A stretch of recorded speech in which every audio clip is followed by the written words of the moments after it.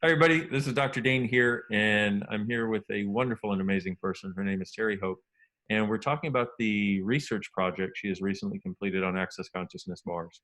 Terrie, welcome. How you doing? Hey, how are you, Dain? Thanks. So great to see you.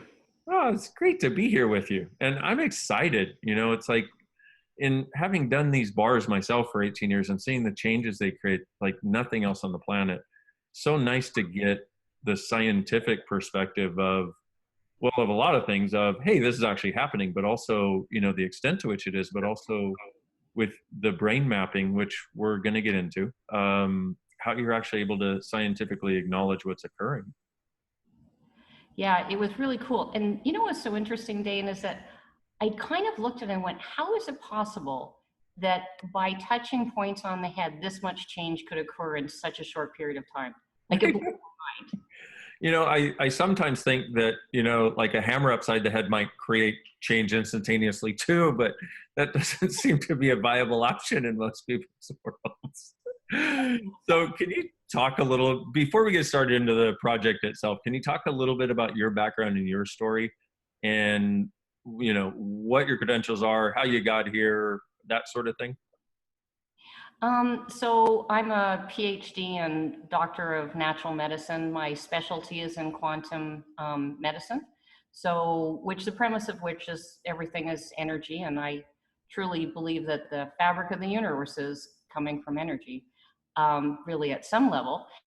And the beginning of my journey was actually in 2013. I was actually at an access class, and I went, it would be really cool to do a study on access bars and anxiety and depression. So I kind of spurred on, and I just kept on and going and thinking, I've got to find a way to do that. And in fact, this would be the second piece of research that I've been able to participate in on access bars, one of which I did with Dr. Fan and which hasn't yet been published. However, there's some really great results that coincide with the results of this research as well. Cool. And Yeah. so can you talk a little bit about the value of research studies as far as they relate to bars? Like, what does that give us? What's the gift in that? Well, I think that the gift is that for some people who need to hear it, there's those of us who know, or those of people who have experienced access bars and have really received a lot of change or something different in their life or are happier. They know by experience that that can occur. And then there's other people who really need to know, give me something tangible so I can really be able to see it or hear it or know that it's going to work or that there's something there. And Yeah.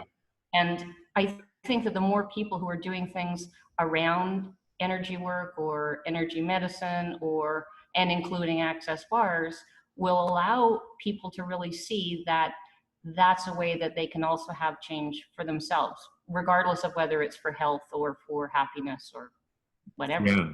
Well, absolutely. And, I think you said it yourself. You're like, I was so surprised that touching somebody's head could have these amazing changes. Totally. And it's so easy, it's so simple to learn and so available. People often discount it and go, oh, well, of course that couldn't work.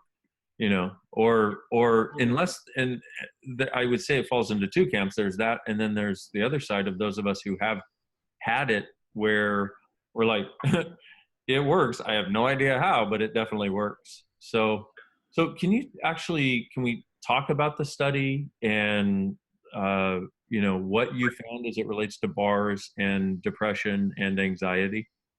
Okay, so this study was considered a pilot study because of the number of people that were in the research. So it started off with 10 people and the final number were 7. Both men and women equally in equal groups. And the criteria to be in the study was that they had to either be depressed or have anxiety or both. And 50% of people who have any kind of disorder, a mood disorder, often have coexisting anxiety. So what was interesting when we looked at the results, one of the things I looked at was, what kind of anxiety do they have? Or what kind of depression do they have? So there was one test that we looked at, which was do they have what's called state anxiety, which is a kind that's temporary and often goes, or something called trait character anxiety, which is something that's long lasting and part of their sort of how they are as a being, let's say. Mm. And we did the same for depression. And what was really fascinating was all 7 people, who I didn't know any of these people to begin with, they were new to me. They hadn't even heard about, most of them hadn't even heard about what energy was. All 7 had what's called trait anxiety, which Wow.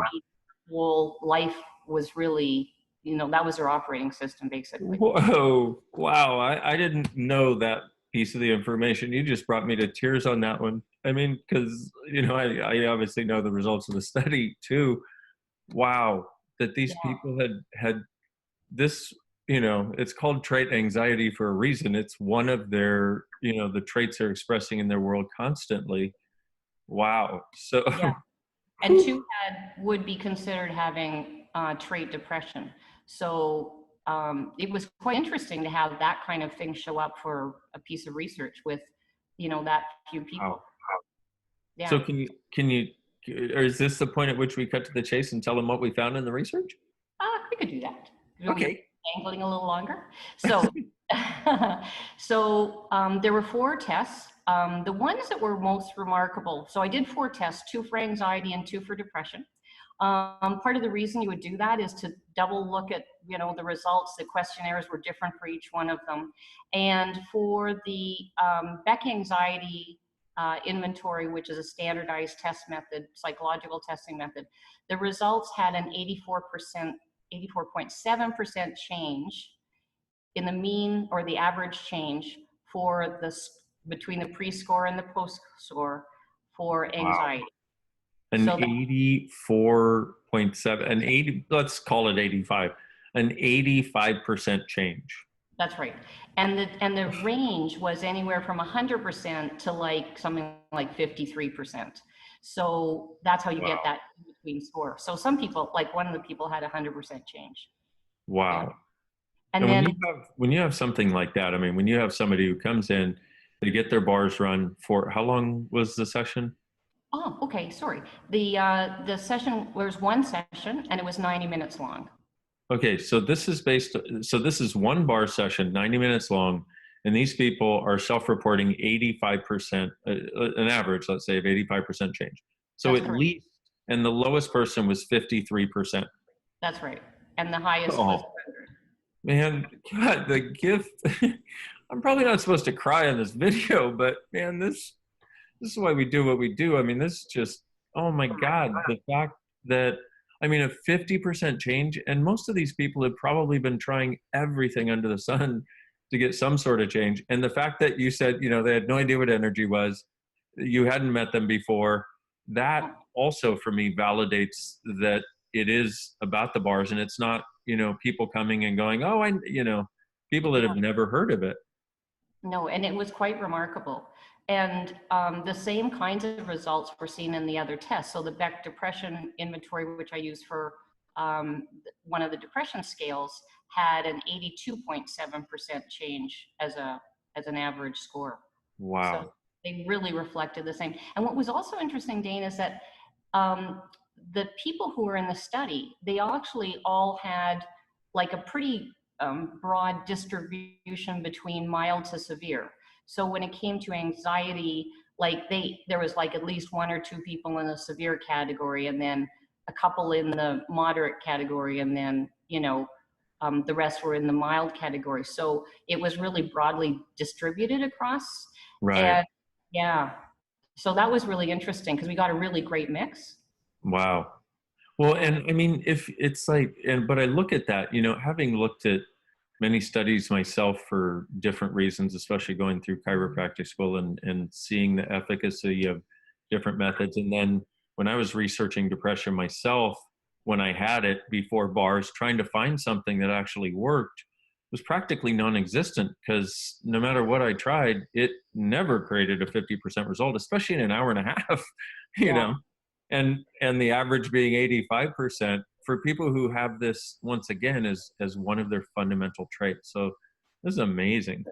So Yeah, it was cool. one of the things that we spoke about before, before we started recording was the brain mapping that you did, and how that creates a validity for the research in itself. And I know on a recent video that you did with some, explaining this, there was one lady who was just not nice. She was trying to show how what you did was invalid, or show how the study must have been designed incorrectly. And you went with her point by point and showed her what you did. And at the end of it, she was like, oh, wow, this is valid, because she was a researcher herself. And so can you talk about the validity of the research, number one, or the organization of it, and how it actually is valid, and also how doing the brain mapping and getting the brainwave studies, actually what it is, number one, and then how that creates the validity in the study. Okay, I can do that. So when we look at the questionnaires, when we take all the questionnaires together, for just like not to take them one by one, in general, the chance of these results in the questionnaires had a 3% or less than 3% chance of happening by chance. In fact, the one on the Beck anxiety inventory had a 99.6% chance of not ever being able to happen by chance. So 0.4. Wow. So when you look at those kinds of things statistically, and all of the data was actually measured for validity before it went into statistical computation. So you can't say, like, because on a small number of people, you'd have to like look and see whether it was relevant. So it was, and it went through all the statistical stuff, and the results were astounding. So basically, you could say that 97% couldn't have occurred by chance. Right. So, yeah, which is fabulous. Cool. And then when I took it, so the next thing I did was I did all these questionnaires, and then I did what's called brain mapping, or quantitative electroencephalogram. So we put a cap on the head and measured the brainwave patterns before and after we did, I did the bars. And it's a standardized scientific testing method. And what we found with that was really interesting, in that there was all of the people in the study had depressed energy in certain frequencies. So the depressed energy was in theta through beta. If you want to get, I can get more technical, but I won't. And please don't. Okay. So I love it. I don't think most people do, unfortunately. What was interesting, Dain, I mean, I won't go technical, but what was interesting is some of it was highly depressed energy. In scientific terms, as big as 3 standard deviations below the norm. Oh. Now, at the end of it, it was normal. Wow. Most of the people, generally speaking, you would have to do, if you were doing, let's say, neurofeedback to change your brain, and you had those kinds of things going on, you could do maybe 20 sessions, as many as 20 sessions, to get that kind of change to occur. Like, that's how astounding it was. And so that was really interesting. And then when you look at those kinds of frequencies, and you look at some of the data that was produced, and it said, okay, some research studies have shown if you increase the frequencies, or the energy in certain frequencies in people who have trait anxiety, then it will actually get them out of trait anxiety. And that's exactly what showed up in the research. Wow. The same thing with depression. It was also reflected, where if you increase beta activity for people who have depression, they will have less depression. And that was totally reflected in those frequencies. So that's why that part, without getting scientific about it, was really interesting. Wow, Really. that's amazing. I feel like my job is to just sit here and say, wow.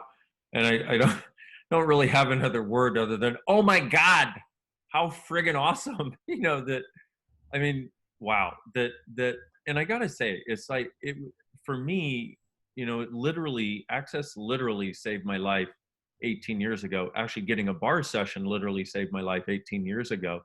And I was depressed, and I was with anxiety, and it had become a trait. It had become a trait over the last 3 years, and I'm sure it was probably still state anxiety and depression, but it literally changed like that. And I never contemplated killing myself again. So when you're presenting these these numbers to those of us that have used this stuff, we look and go, well, that makes total sense. And at the same time, to get the the sheer magnitude of the change that people get, and the numbers of people for whom it occurs, the percentage of people for whom it occurs, absolutely phenomenal. This is friggin' awesome. I'm excited. Yeah, and it's interesting you should, well, the thing about people killing themselves, which we know that's something that's really prevalent. One of the people in the research, after I was doing the tabulation of all the results, I looked at this one particular person who actually was suicidal. And she rated really off the scale when it came to anxiety and depression. And her results at the end of it had 0 as a score for suicide, which is like, that was such a surprise. I had no idea. I mean, she was looking like a functioning human being when she walked in the door, but Oh, wow. really well. Yeah, Oh, wow. yeah. Wow. It was, Once so again, that my was job like, is to say wow. yeah. So Uh, so, whoa, can you, as we wrap up here, can you talk about the coherence? Because that's one of the other things that you spotted, and one of the other things that seems to be so dynamic in what this changes. You know, I have my own take on what coherence would be like, but can you talk about what you found with coherence and what that might relate to in sort of plain English for people? okay, I can do that. So all of the people in the study had an increase in brain coherence. And that can be a really technical subject, but in this case, when we looked at brain mapping, a lot of them had what's called hypocoherence, which means that their brain is not communicating as well as it could between regions, which Mm, sometimes you see in things like dyslexia, traumatic brain injury can sometimes show up that way. And what it did was it moved towards normal in all of the subjects, and the statistical relevance of that was really high as well. So that was fabulous. And so what that means for people, when you're functioning from a place of optimal coherence, or then what happens is you can think better, you can be more creative, you could have, they've looked at coherence in terms of increasing scores, intelligence, um, all wow. kinds of things, where if you went from an underfunctioning brain that isn't communicating very well to one that's actually communicating well after a 90-minute bar session, that was, to me, that was phenomenal. Wow. Well, I Yeah. did, you know, I studied some other work where they were, you know, it was about helping your brain and that sort of thing. Mm-hmm. And it was interesting because I did it, and I, you know, went through this, I don't know what it was like an hour long thing, you know, where you try it out and whatever. And I went through an hour long thing, and it was interesting because for me, I felt like I had had like a 10th of a bar session or a 20th of a bar session, or I don't know how to describe it, but it was like, oh, that basically was like almost not even beginning to have a bar session. You know what I mean? For Yeah. that level of what it felt, because that coherence for me, it like you said, you know, for me energetically, or the way I sense it, is feels like everything's connected and working, but also the sense it gives me is sort of this connection with everything out here is connected and working too, and I'm connected to it, you know. Mm-hmm. And well, at least that's what I get from bars. I don't know what realm of the spectrum that, you know, that speaks to, but it's interesting. I mean, wow, those results to This wow. coolness that you're talking about, feeling connected. So all of the people in the research had this thing at this particular frequency, which is 22 hertz, right on the top of their head.